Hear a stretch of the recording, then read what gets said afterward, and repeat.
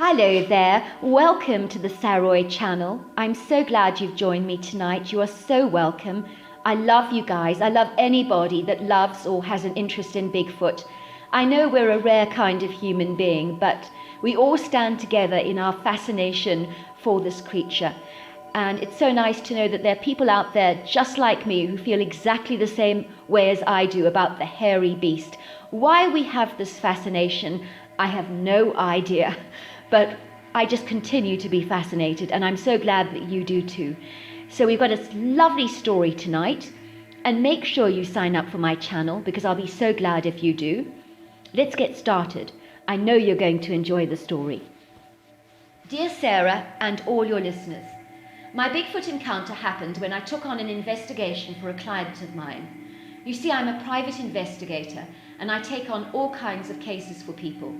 One day, a very wealthy client came to see me because she believed her husband, who was 20 years her senior, was cheating on her. My client looked like she had been a model in her younger years, and despite all the Botox, the ravages of time were starting to show on her face. She gave me the impression of being a trophy wife who had married for money so that she could live the dream jet-set lifestyle that many so aspire to. I naturally asked her why she believed her husband was cheating on her. I need to know these things, whether the case has any merit to investigate, even though in this case it seemed clear that money was no object. I was informed that she had found contraceptives in her husband's jacket, and she had seen pink lipstick marks on one of his shirts, and that he had brought a diamond necklace worth a fortune from a jeweler, and she had found the receipt in her husband's wallet, and she said that she had never received this jewelry herself. When she told me all these things, I decided to take on the case. My client lived in a huge mansion 40 miles from Toronto. It was on a land of vast acreage with a lake surrounded by natural forest, all of which belonged to her husband. My client gave me the keys to the property and to a little cottage on the grounds. I want you to stay there, she said, so that you can sneak around and take photographs of my husband with his floozy. I am almost certain he will entertain his mistress at our place the moment my back is turned and I am out of the way. She gave me a list of instructions, including her husband's time schedules, the access codes of the property, and all the details about how to contact her. I will be in Paris for a few days, she told me, but keep me posted on all the comings and goings of my husband. I will need plenty of photographs of the two of them together. I need you to find out who this girl is and all the finer details about her. So it was on a Friday evening in the early fall that I found myself entering the premises of a very grand property that was both gargantuan and palatial in its appearance. It was surrounded by rolling hills of lavish green, perfectly manicured lawns and flower beds filled with colourful flowers of every description. Even the hedges on the property had been chiselled to perfection into beautiful shapes that were works of art. There was also a beautiful lake that glistened under the fading light of the early evening. Surrounding the lake was a large, beautiful forest that seemed to stretch out from here to eternity. I noticed some activity by the lake. There was a white van parked on the grass on the edge of the forest with a sign on it that read, "Perfect romantic evenings for hire." I found out that my client's husband had ordered dinner for two to be served in a clearing in the forest. I could see tables being set and candles being lit. I decided to find a good spot behind 3 trees very close to the table where I would get a good view of my client's husband and his mistress when they arrived for dinner, which would be wonderful for taking great photographs of. This looked like it was going to be one of the easiest cases because I was going to get perfect shots almost immediately of my client's husband's infidelity. I waited for what seemed a long time, seating myself on the golden leaf litter on the forest floor and armed with a camera. On this night, I do remember the quietness of the early evening. The white van had long since left, the candles were lit, and there was piping hot food parked in bain-maries for a help-yourself buffet on a large sideboard draped in purple satin. I thought it was ironic how romantic everything looked, with the table dreamily covered with heart-shaped flower arrangements, golden cutlery, and purple satin table linen. Yet on this night, there was an icy cold ambience to the air, made worse by the stillness of the forest.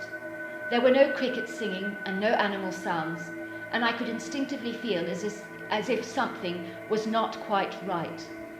I did notice 2 trees in the clearing that had been uprooted and replanted in the ground the wrong way up, so that the roots stood up. It was weird and creepy, to say the least. Suddenly I heard the loud purr of a car engine. I heard car doors being slammed and laughing voices getting closer and closer, and then footsteps.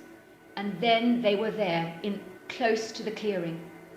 I saw this elderly man in his 70s holding hands with a woman young enough to be his own daughter.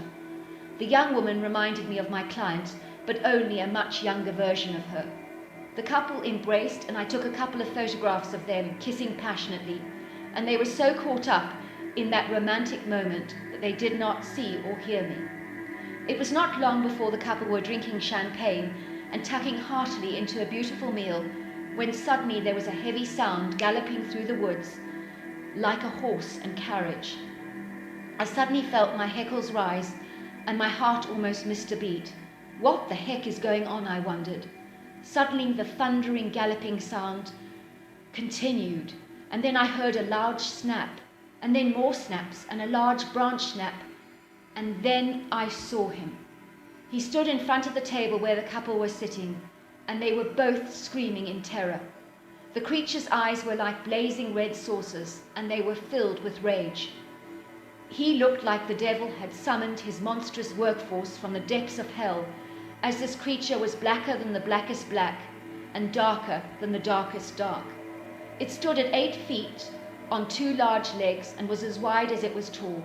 And this thing was covered in bedraggled, clumpy hair from head to foot, and his hair in the light of the moon had a luminescent quality to it that made this creature look hauntingly supernatural.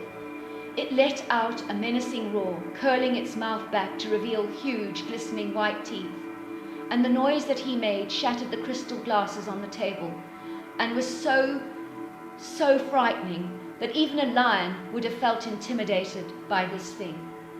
The girl continued to scream, and in one lunge the creature threw her up in the air like a pink Catherine wheel, and she landed on the ground with a loud smash.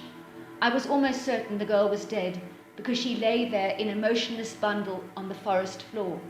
The older man, who was clearly unfit, made a desperate attempt to flee this thing. The terror on his face was palpable, and he was screaming, "No, please, no, no, no!" The creature pounced on him like a lion on its kill, and he held the man down with one large arm that rippled with dense muscle. I watched those fierce red coal eyes blaze directly into the eyes of the man, and then he let another murderous scream that was more terrifying than any noise I have ever heard in my entire life, and hope that I will never ever hear again. He then tossed the man into the golden leaf litter with one of his legs, as if he was a pile of poop he wanted to cover up. The look on his face was of sheer disgust. He then gave several deep guttural growls, and then ripped all the chairs and furniture into shreds, as if they were made of paper, and they crumbled in his human hands like they were dry pieces of bread. The strength from this thing boggles the mind, but bear in mind he was at least 1,000 pounds in weight, so he was extremely strong. He then twisted branches and bent them down into strange angles, which looked like he was laying claim to the land where he was standing, and then in an act of defiance he weed all over the area like a lion that marks its territory. I could not believe how much urination he had sprayed everywhere. It was almost as if he had hosed the place down with urine. It was extraordinary. I was terrified the Bigfoot would spot me from behind the tree. My clothes clung to me in damp rags because I had sweated so much from the fear, and my pants were sopping wet because I urinated on myself when the creature screamed. Now I could feel my whole body shake, and I had no control over this trembling, and even my teeth were chattering, and they could not stop. For the first time in my life, I had tasted the bitterness of true and real fear, and I could feel nausea sweeping over my whole body, and before long I knew I would be vomiting. The creature looked around at the chaos he had created. 2 bodies lay on the ground in 2 seemingly lifeless heaps. The creature looked satisfied, and his fury dissipated, and then he just walked back into the undergrowth, the way that he had come. But this time he almost vanished like a ghost, and disappeared from my sight. Once he had gone, I vomited and vomited until I could throw up no more. In fact, it started to hurt, so I couldn't vomit even if I tried. I could taste that bitter aftertaste in my mouth, and it was foul.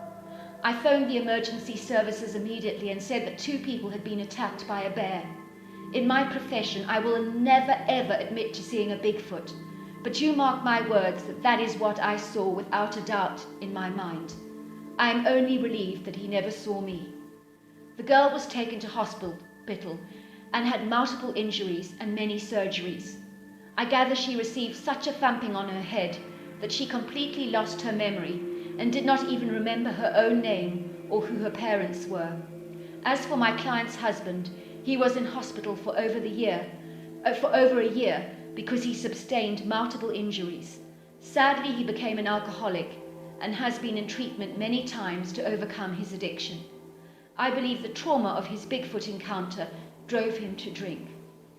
My client got proof of her husband's infidelity and received an excellent payout in her divorce, and she did not even have to fight for the mansion because the husband was eager to let her have it without putting up any resistance, and we know why. As for myself, I received trauma counseling about my bear attack. Even my counselor, who is treating me for my anxiety, is clueless that Bigfoot is the true perpetrator of my emotional turmoil.